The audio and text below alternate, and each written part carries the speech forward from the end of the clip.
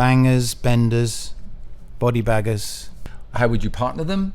So if you're playing with a banger, and how do you play against them? Absolute beginners, highly skilled, aggros, overly competitive. There are different types of people, and how do you play against them? The all-rounder blends power and finesse with a variety of shots to keep opponents guessing. So I think that's what I want to be.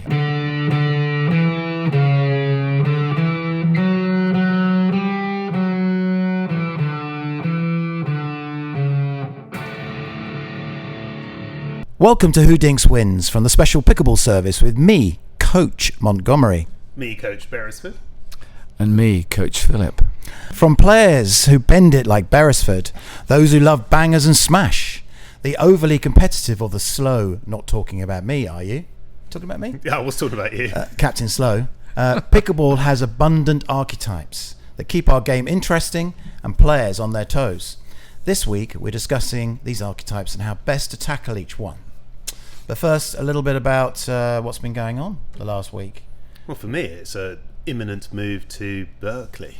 As you know, I've found the last week or two quite difficult here, in fact the last couple of months, because my growing fame thanks to this show, it makes it very difficult to go out and socialise. And you have to wear a baseball cap and sunglasses every time I go out, and I'm sitting there having a lovely meal with my wife. Mobbed by old ladies. Absolutely mobbed by old ladies coming up wanting selfies and autographs and that kind of stuff, and I think it's too much, so I thought, no, I'm going to have to move to Berkeley, to the other side of the... Why Berkeley? So that's a really good question. I love it down there. I think there's a real energy and a vibrancy. Up there. Well, it depends which way you're looking at the world, I suppose. But yes, up in Berkeley's, it's climate's different. Weirdly different. Sort of. There's only 50. It's not as harsh as San Francisco, is it? Though. So it's not as cold. Not as there's changeable. Not as cold. You sort of just come out of the cloud in San Francisco, then you're in there's more sunshine in Berkeley. But the environment there is beautiful. It's all built into a hill, into the side of a mountain, and so is it cooler there in the summer? It's cooler there in the summer. Really? So the house we're moving to doesn't have air conditioning. It has heating in the winter, but no air conditioning. So it's more of a temperate climate, and the environment is really good from an artistic point of view. So I get to be in a community with a lot more artists, and I think there's a little bit more of an edge to Berkeley than there is here. Here is very cosseted and it's very lovely and warm, but I think I need to be thrown out there from an artistic point of view. The great thing from a coaching point of view is there's lots of courts there. In fact, at Berkeley, as in the university, there's pickleball courts open to the public, so I'll be able to coach in Berkeley. And as you know, we're continuing with the pod, so I'll be up here every 2 weeks to coach and that kind of stuff. Awesome. So we're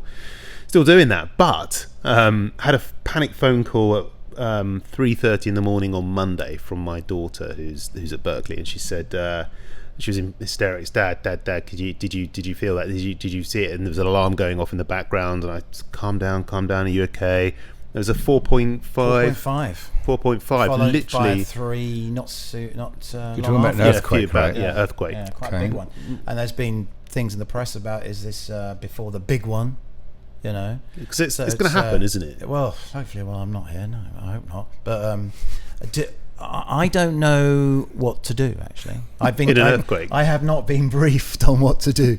I remember standing under doorways or under a table. Is that still? And are you supposed to have a bag ready as well? Yeah. So Quake bag. Every house should have a go bag. So you should have water, fresh. You have to have a flashlight, which is a torch, and some provisions like some food, tins, that kind of stuff. So you can basically survive a good week or so. Without any electricity, any food, any. I see. So it's not. You get in the car and go. Could be. You could be in a car and go. So if there was a fire, you want to go. With an earthquake, you can't. There's no point in trying to go anywhere. Well, it depends. You might be evacuated, you might not. But the point is, you won't have any electricity. You won't have. Okay. And your house could be just a pile of rubble. Yeah. And that's why you also noticed here that the houses are made out of wood. You're not going to have a wall fall on you. But if you ever been in an earthquake? I've got a brick house, so I'm in trouble. Yeah, you're in trouble. I've never been in an earthquake. No, I've been drunk many times. I'd imagine it's a bit like that. It's nothing like that. Okay. We were in an earthquake in Greece. It was 6.7, 6.8, and it felt like 6.8. That's quite big, isn't it? It's huge. And the thing that that will resonate with you the most is the sound. You can't. I mean, the surround sound and the sound of. So you can have. You could go to a Metallica concert and you could not recreate the sound that you would get from an earthquake. It comes from below, and it's the power of nature, the guttural, force of, isn't it? Yeah, guttural, yeah. Visceral, I would imagine So as well. I felt my first earthquake in Japan about 20 years ago. What was the name? And Did you feel the earth move? I was up in a hotel, reasonably high up, and then all of a sudden everything started shaking really. Just shaking, so vibrating really, really quickly. the whole building was swaying, right? It was swaying. Mm-hmm. So I was in the shower, put a towel on, went running down the stairs. I was only about 4 floors, ran into the lobby. This massage part. Ran into the lobby, and they're all like, "Yes, sir." You know, like, and I'm the only one who's reacted because it's just to me. Yeah, it's commonplace there, right? And it was a 4.5, so it was nothing. Then, living in Southern California, you would have earthquakes every couple of days. So I've had many, many earthquakes. But one was a mile below where I lived, so below the town I lived in. And that time, it felt like the house lifted up 10 feet and got dropped down again. It really felt like that. So you got like thrown on the ground and falling over, and then everyone runs out to the center of the street. Yeah. Is what seems to happen. If your house hasn't collapsed, you run out to the center of the street where there's less things that are going to fall on you in a little neighborhood community that I was in. And then another time, I'm rocking my daughter. She's 3 years old, rocking chair, and all of a sudden the rocking motion that I'm doing feels really weird. You know, because there's an earthquake happening, but I'm rocking at the same time. And then I think, what the heck's going on? Go out, and my swimming pool, the water Always is rocking, aren't you? Always. the swimming pool's water is going off one side and then going to the other, and this, and there's so much water being moved around. terrifying, And it wasn't that big an earthquake, you know. So I've had those few, and I didn't feel this one the other day. So you can get earthquakes, quite a lot, minor tremors that you might not notice. all the time, yeah. So what happens in pickleball when you have a tremor and the ball bounces off? You know, what are the rules? Do you have to play it again? I think it'll replay the point. I think, okay. yeah. Right. You know, there's the earthquake rule.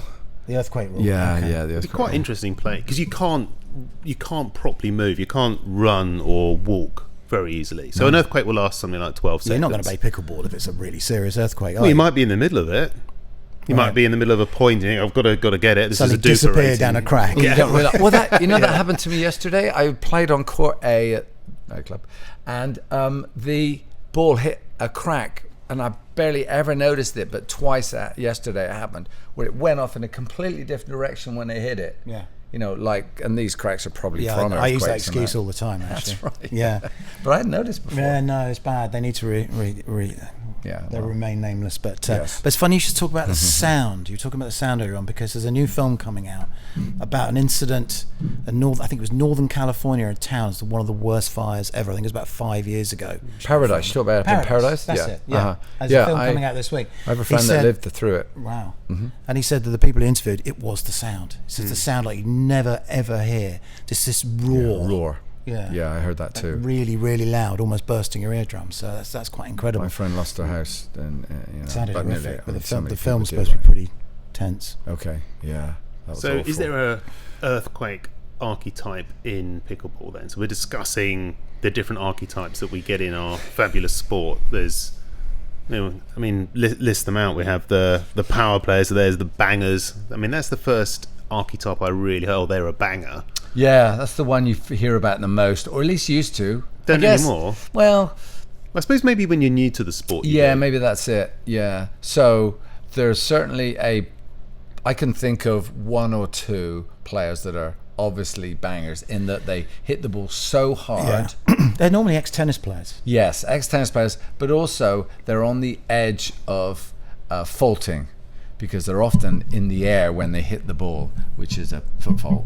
But I've seen that a lot. Oh, yeah, I think when I first started, I was probably a banger. Cause it was You were? like, yeah, because it's almost Can't like see it was a banger. It's almost just hitting the ball too hard. I'm not saying it all went in. Is that your definition of a banger?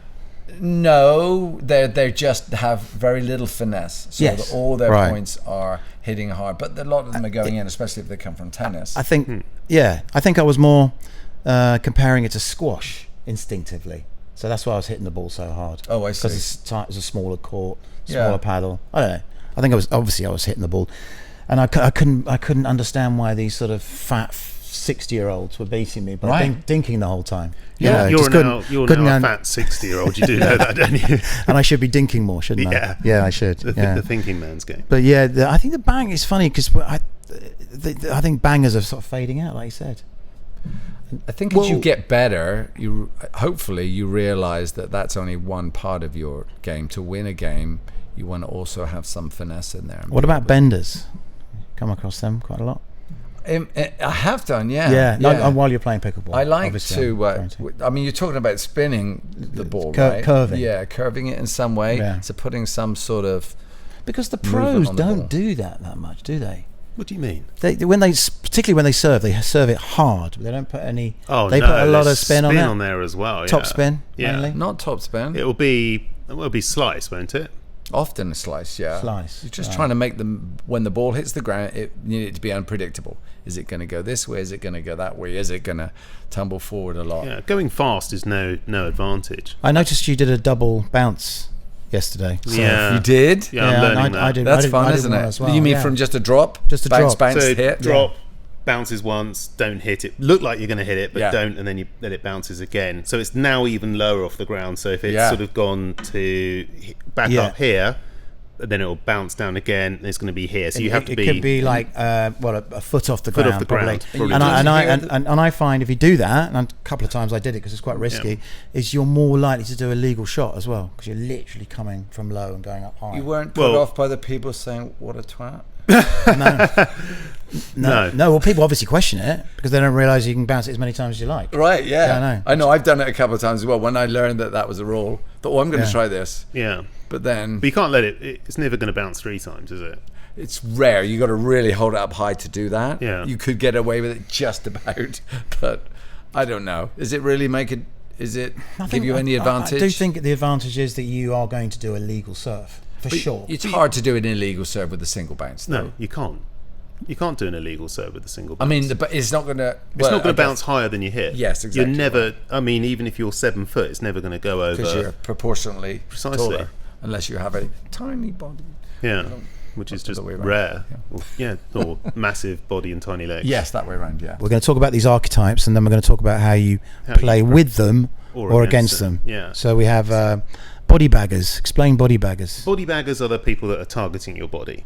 So the body bagger is someone that's going to knowingly go for that sort of square sort of part of your chest. Here they look at it as here's a target. So like my cow sign, for example, that's where the my opponent is going to aim for every single time. So if I wear this, it's literally sort of catnip to them. It's a target. Yeah. It's a target. Have you played with anyone like that? In tournaments, that's all they do? It happens. Oh yeah. Not rec, surely. Yeah. Well, yeah, I mean, if you go and play with the really big kids, I don't mean young kids, I mean the big kids. The really big dogs down at the club that are really, really good. They're sort of 4.5. They're really good. They'll just say that's a target, and I'm going to hit you there. They have no qualms about it whatsoever. Are there any 4.5s at our club? Yeah. Are there? I think that's a rule that should be scratched out. I think it's absolutely ridiculous. I think you should play it again. What, hitting somebody?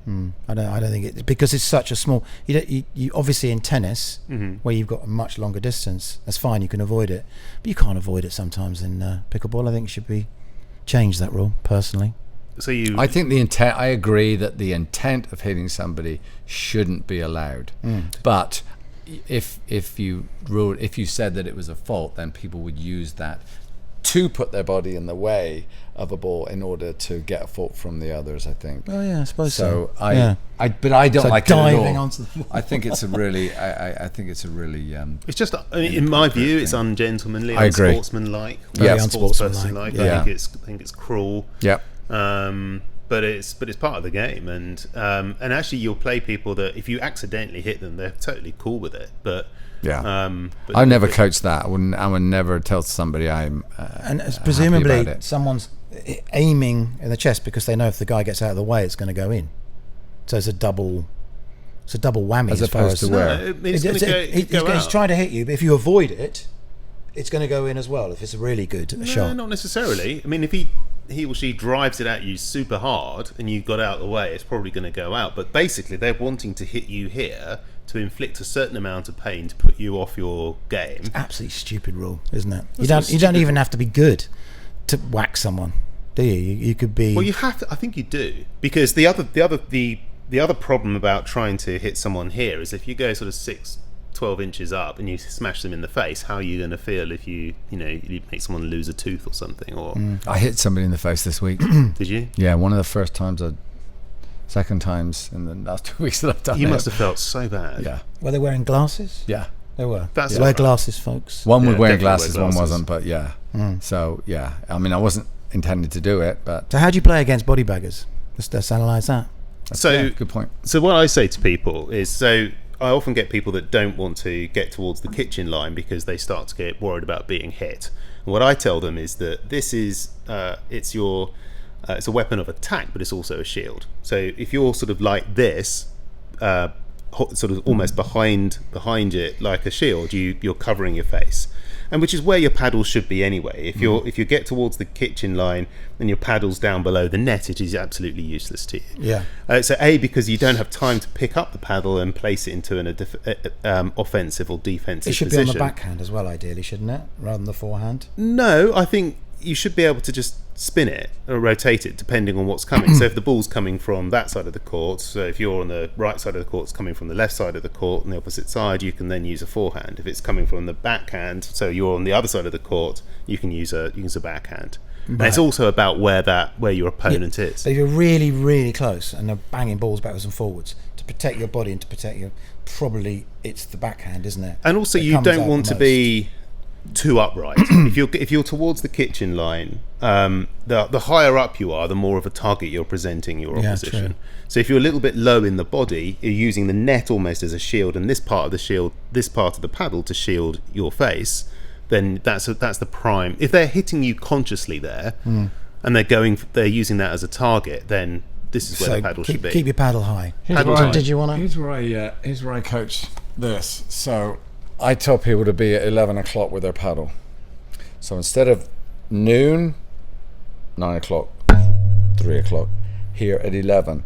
So because the majority of your play is going to be backhand, because with your backhand you're covering from the right shoulder, right knee, all the way across this way is backhand, right? And then forehand is just from your right shoulder this way. So it's there's less amount. Yeah. So I tell people to be at 11 o'clock here so that I've got a simple way of twisting it here to protect their face, but also they can get to their backhand quick. What about we all go to the? This is on your right-handed. We all go to the front of the court, face on, don't we? Yeah. Why do we come on sideways? Then it's more difficult. Most of it is sideways. Just move. There's a visual.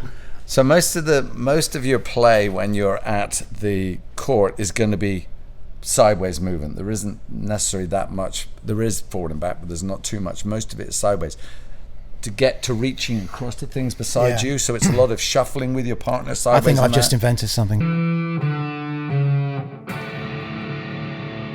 The hips forwards, hips facing the net, feet wide, knees bent, weight on your toes, paddle either at 11 o'clock or if you're dinking it can be lower down. But then as soon as you step back from that white line, your hips start moving to the side because everything is mostly sideways. So it's left foot lead if you're doing a forehand, or it's right foot lead if you're doing a backhand. So hips front at the net and then hips side as you get towards It was the funny baseline. yesterday because I played with Beri and I think I did go in the kitchen actually. My feet were on the line, so that's in the kitchen, isn't it? Yeah. And he grabbed me by the belt and pulled me back. Awesome. To stop me going in. That's So great. I had this terrible incident once where I was playing with a female player, and she got to the kitchen line and she was starting to do that thing. She was going to go in. Her. Yeah. Well, I didn't want to grab her, so I put my paddle out. Oh, And she against got her chest? Her breasts got stuck to the paddle, and then she started laughing, and I kept saying, "I'm so sorry, I'm so sorry, I'm so sorry." And then there was this. As this paddle came off, and that's it. We're both in pieces. And her bikini top came off with it. No, it didn't my at goodness. all, but- That was a carry-on. Is this film, somebody we know? Sorry. It is somebody we know. I'll tell you afterwards. Yes. It was hilarious, and she took it incredibly well. But we won the point. She didn't fall into the kitchen. And I haven't ever pulled anyone back. Have you pulled anyone back from falling into the kitchen? Well, he did that to me yesterday. Yeah, I've never done but that. you haven't done it. I haven't done it either. Not And yet. you've had 2 occasions already that you know of. Yeah, maybe I'm sort of a bit of an octopus. Sometimes also just something I've noticed is some people they start from a serve on the side of the court, which is legal. Why do they do that? You talk about stacking. Side of the kitchen, not stacking. Oh, they go to the side of the kitchen to receive. To receive. Yeah. So what he's saying is that the person who's receiving is behind the line, behind the baseline, and then on the kitchen line, someone steps outside of the court. So Oh yeah. Is that because you're playing with a lefty? Is that? I don't know why people do it. I mean, your job at that point is to be watching whether the ball's out. So you don't need to be involved. You know, is it because of nasty Nelsons? And maybe, body yeah. The receiver, whoever's receiving, obviously their job is to return the ball, but their partner, who can be up by the net, their job is to see if the ball is out. Oh right, so that could be a solution for body baggers then, being outside just the court. get out of the way. You don't need to be there. Yeah, okay. Well, and that's then come back a in good once tip. the ball has been returned. Then you can get in. It does create a good vantage point for your partner, so they can just see down the line. So yeah, I know 1 or 2 people that do. And we could probably do another program on these different archetypes, but we've covered bangers and benders so far. So how do you we've kind of covered body baggers, but bangers. How do you play against bangers? So that was you were saying earlier that's part of the game that seems to be disappearing the better you get. But if you play the young kids, they're really good athletes. They are hitting it super hard. Yeah. So power has definitely been reintroduced to the game. Which is fine 1 against 1, but not so good. No, in doubles. 2. I mean, it's still the same thing. So you have, I think Ben Johns was the rock star of pickleball, but I think there's this sort of 16, 17-year-old whose name escapes me at the moment. He's coming in and just slaughtering these slightly older players with a new power game. It's a little bit like Alcaraz taking on a Djokovic or whatever. I mean, he's way more dynamic, he's athletic, and he's hitting it with an awful lot of power. So power is definitely an integral part of the sport. So how do you play against it? The way I play against it is through slice and spin. So hit it hard at me. So no, there's nothing better for me if I'm at the back of the court behind the baseline and I'm putting up lobs. I love doing that, and the reason being is that every time you smash it, they're going to smash it hard. It's going to be easy for me to get. The hardest ones is that Marshall shot, when he does that sort of slice that just then disappears off his paddle. But ultimately, power is really easy to control with slice, I find. So if you can do that backhand slice, if it comes in super, super hard, like a smash or whatever, or they've hit it hard, provided it's had a chance to bounce, okay, using the slice is really good. It's where you're right up onto the kitchen line, up against a power play, is really difficult because you're it's quite intimidating because they're hitting it super hard, super low, lots of topspin, generally speaking. And then what you should try and do, I find, is that you soften your grip and then allow the ball to hit the paddle and then sort of fall down, okay, or at least it creates less friction. So the tighter you are through your just grip, literally let it bounce off your paddle rather than actually move it at all. Precisely. Yeah. So the tighter you are sort of through your grip all the way through your forearm into your shoulder, the more friction you're going to create in the paddle. The more friction there is, the more the ball's going to travel off it. If you're looser with your hand, with your grip, and looser in your arm, the ball has got less friction, so therefore it falls down off the paddle a lot easier. Yeah, it's like a shock absorber. It's like a shock absorber. The other way to sorry, go on. I was going to say, don't you think though that when you play against bangers, they're good at hitting the ball very hard from mid-court or back, further back? But as soon as you bring them up to the net, that's where I feel I have the advantage. And then they are not very good at the finesse stuff. So if I can get them up to the net and I can just do some very simple defensive dinks or drops, then their response isn't very good because they can't get the ball high enough to get it over the net. Also, more often than not, they can only bang it on the forehand, not on their backhand. Yes. So you play it to their backhand. That's a good point. That's a nice way point. of defeating a banger. Also, the rules in table tennis is the same in squash. If you chop, they top. If you top, they chop. You do the reverse to get the shot back. So if you're chopping to a banger, they're not necessarily going to be able to top. They're just going to whack it back, and it should go in the net if you put enough chop on it. Yeah. So there's another way you can deal with them if you get the chance. Wise words, Montgomery. Well, it's all from table tennis. I love it. But that's the thing, isn't it? When we could have mentioned this in the previous episode, especially when under the pressure of a game situation where it counts in a tournament, you play your game, not their game. So if you get into an arm wrestle with a banger, you've had it. Unless you can really fight fire with fire, which I know I can't. I'm much better with. It's so tempting just to whack it back with bangers, isn't it? You'll get into that sort of, and what you should be doing is you should be slowing the game down. Totally slow the game down. And that's a difficult thing to do. I was coaching exactly that earlier, and I went through the process of just doing what I demonstrated there with the loosening of the grip, loosening of the arm, just to be able to play that simple shot that they put all that power into it, but you put a bit of top spin, go low to high with your paddle, and looser in the arm and in the grip, and that's where you got that advantage. I like it. So there are plenty of ways to deal with them if you get the chance, and they won't be banging it all the time. It'll be like, I don't know, two or three shots, maybe more. Yeah. But if you play to their backhand, if you chop it, if you spin it, that's gonna get them up to the net. Yeah. So the other one you talked about was that the fitness player. So people that are at prime. Finesse. Well, or fitness. Fitness. Sorry. So it's definitely finesse comes into it, but fitness. So I would argue, Philip, you are the fittest of the three of us, and therefore very, very difficult to play against when it's doubles, where you are manoeuvrability is amazing. You're able to get around the court. Thank you. But you know, when can your head fit into the camera? I'm not sure we got widescreen. Let me just look. No, but so even with you on my side, I would know that when you get 220 somethings that are just so fit, so strong, they're really difficult to play against. What would you be thinking if you and I had to play against two people that are just rapid around the court? How do we beat them? Jeez, I mean, you and me. You've got to hope that they're young and naive and silly, haven't you? Stupid rather than older, really. I feel pretty confident that we can serve well. That's we can return well.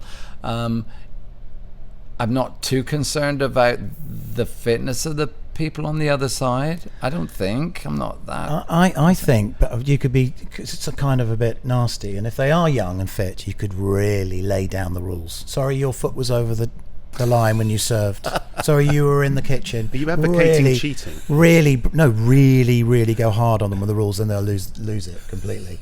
That's my view. But let's just say that they have a knowledge of the game enough to know that, all right, they make the mistake once, but they don't make it again. What the point I'm making is that if you get into a 30-stroke rally and they're running around, they're going to wear you down a lot quicker than you're going to wear them down.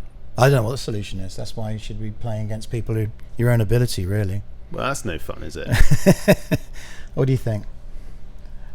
It's where tactics come into it, isn't it? Surely it's where...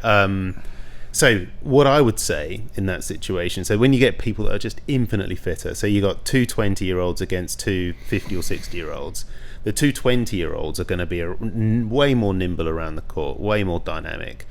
The way I think about it, you just got to keep that basics alive, which is going for the middle. All right, so the middle is where you're going to get the confusion, and to try and play on your terms and lure them into a game of patience, which could be the dinking game, and certainly drop shots. If it's about smashing it around the court, lobbing it around the court, they're going to get it almost all the time. They're going to be like Labradors. But I agree. I think it's tactics and it's wisdom is what's going to help you. Mm-hmm. It's like when we play soccer and you play with a bunch of young kids playing. We know how to play the ball around, so you've just got to try and keep them running and tire them out, and that's not doing that. We just pass and move and pass and move, where they're chasing the ball sort of thing. And you threaten to break their back after the game if they go past you one more time. But you can't do that in pickleball, can you? No. So I'd feel reasonably comfortable that we'd be able to use our brains and be able to play the right shots, or to get them moving a lot around the court. But it doesn't happen very often, though, does it? Certainly the games we play, we're not often playing against 20-year-olds. No, actually, to be fair, they don't really want to play against us either. They want something a bit more competitive for them. Yeah, I guess that's probably true as well. We have here absolute beginners. Well, when you're playing absolute beginners. Absolute beginners. Okay, David. David. What do you mean by absolute beginner? So when you're experienced, you're playing against a total beginner. Well, you've so I guess my this. point was that happens, right? You sometimes open play, whatever, you turn up, and one of the four of you is actually not very experienced at this sport. That kind of ruins the game, doesn't it? So it can do, yeah, but you know, you've obviously got to be gracious. It is an inclusive. If it's rec play, then it's inclusive in that. You know, whereas some people, and I've had this happen, where people has said to a person, "You shouldn't be here. You're out of your league. That's you shouldn't awful. be playing." Yeah, it's awful, right? Yeah. The poor person is crying later, so I had to go up to this guy and say, "Dude, seriously, you know." That wasn't cool what you said. It's difficult, isn't it? Because when I have been encouraging people who have just started, definitely, and teaching the rules.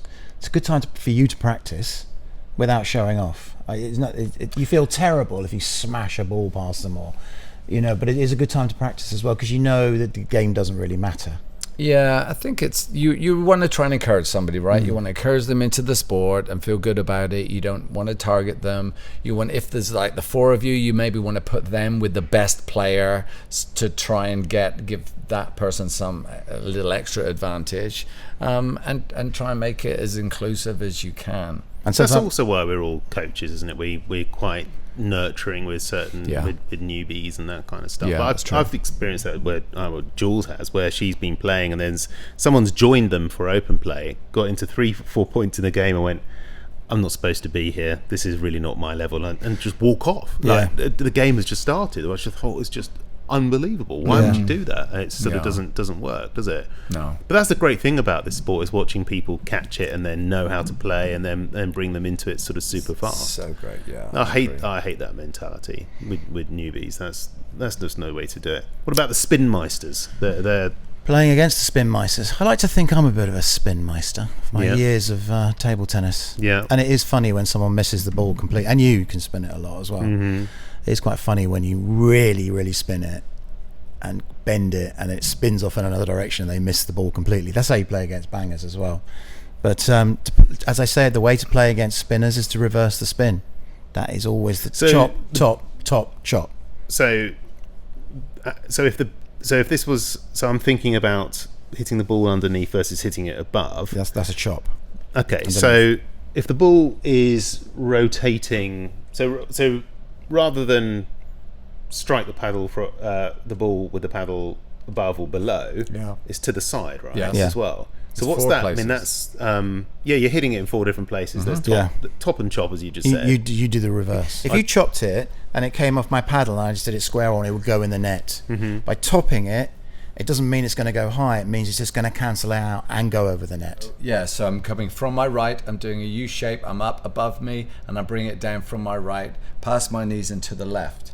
And when I hit the ball, when I do this U shape, the ball is going to go the way my paddle started. So it's going to go to the right when I hit it. Mm-hmm. If I do the opposite, so I start up left and I come down and cut it, hit it that way, it's going to go off to the left. Mm-hmm. So that's how I coach it, do this U-shaped thing. That's if you want the ball to hit the ground and immediately spin either to the right or to the left.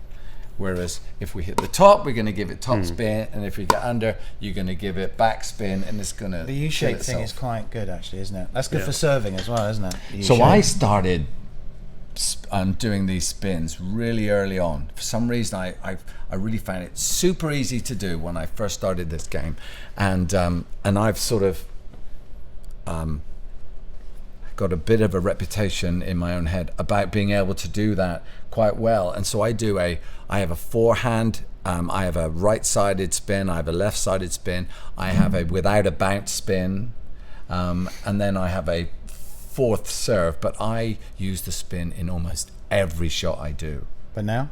Now. Oh, now you do. Now I do. Yeah, now yeah. I started off by spinning, thinking, this is fun. I think people I couldn't do. return it, and now people have caught on and they know how to return it. But I add spin to almost everything now. Yeah. I really enjoy it. Mm-hmm. I love that. Even a really hard backhand with a lot of spin puts people off. It's not just dainty spin. But even a dink should have spin to it, shouldn't it? I think so. Even more so, probably, shouldn't it? Because if you're trying to get it over the net into the other side, you want to put a bit of top on it, don't you? Well, yeah, but when I'm doing spin, I'm really talking about right and left. Yeah, that's what I'm trying to do. Has everybody tried the shovel? Yeah, I've the shovel. I've seen you try the shovel. Yeah. So basically, it's called the shovel. So the balls come over the net, and what you're doing is you're sort of digging it. Yeah. Like so. So you're like you would with a shovel. You sort of go down, and then you sort of scoop up. So you're sort of putting backspin on it. Yeah, you're putting backspin. So when at the other side, it's going to go back into the net. Into the net. Yeah. So it's very difficult.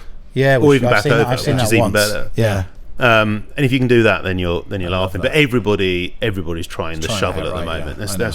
That's an all sort one. But the shovel is only when you're doing it in front of your body. It's not from the side, is it? Because it's the same thing, isn't it, from the side? So I know you called me a bender earlier. Thank you for that. But I'm known for my lobbing. Do you see what I put here? A rock lobster. Yeah. Why rock? A rock lobster. Because like rock. Like and I actually put that. Oh, okay. From the B-52s, rock.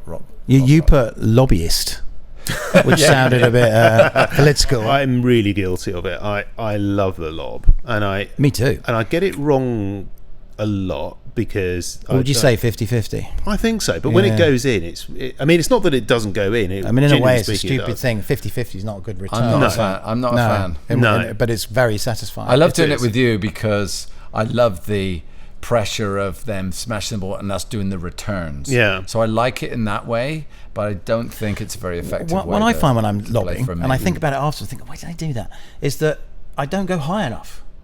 I should go much, much higher. It's almost like I just want to get it over the person's head. Well, I think the lobbing... And then it goes out. You only lob... I think you should only lob when the other team are on their toes, their balls of their feet at the kitchen line. If both are there, then it's a legitimate thing. But most of the lobs that happen, they're back, they're standing up tall, and it's just... It's not going to go over them. It's just you're going to try and make them hit it. But sometimes also the ball will fall into the middle of the court and you're not expecting it. The only way to get out of it, because you're reaching so much, is to lob it. It's the only shot you've got. You can't just... Why can't you just just how do you... But you're literally like this. You're literally reaching forward like this just to get to it. Maybe you run quicker than me and you get to it. Maybe it's just me. No, I see what you're saying. Sometimes that's your only choice, and I love it when we get into that. I really enjoy it, but I don't. It isn't my game. I don't do that. Or at least I've tried to get that out of my game. Oh. Right, you take us away, Coach Philip. Philip. Oh, right, okay. Well, so let me tell you a few things here. Who Dinks Wins is broadcast by KCAT TV. On Xfinity. You're like a ventriloquist dummy if I do that. On Xfinity Channel 15 in Los Gatos and Monte Sereno on Mondays and Fridays at 8 p.m. And also some other times, right? It's on Wednesday at 6 p.m. currently. Thank you. Thank you, KCAT. KCAT.org is a great way to reach a local audience right here in the Bay Area. If you want to sponsor the show or an episode and help support the Los Gatos community who make the shows, reach out to us at specialpickleballservice@gmail.com to find out more. You can follow the show on Apple Podcasts and on YouTube. Just search Who Dinks Wins. And if you can leave us a rating or a comment, we'd absolutely love it. Anyway, that's it for today, right, guys? If you're all still awake after that outro. Such an authenticity. It's goodbye from me, Coach Montgomery. Goodbye from me. And it's goodbye from them.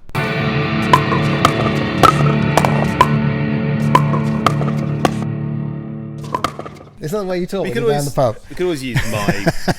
I did another take. Yeah, you could do that. No, What's wrong with mine?